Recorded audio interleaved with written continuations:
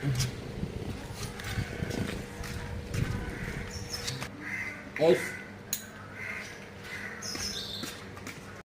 Friends, ഒന്ന് ഏസിന് ഇവിടെ training വന്നതാണ്.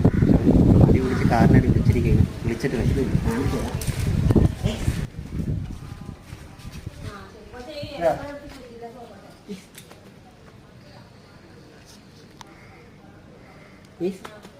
പിന്നെ വെളി ഇറങ്ങി പോയപ്പോൾ ഓടി വീട്ടിൽ കയറി കാണിച്ചു തരാം.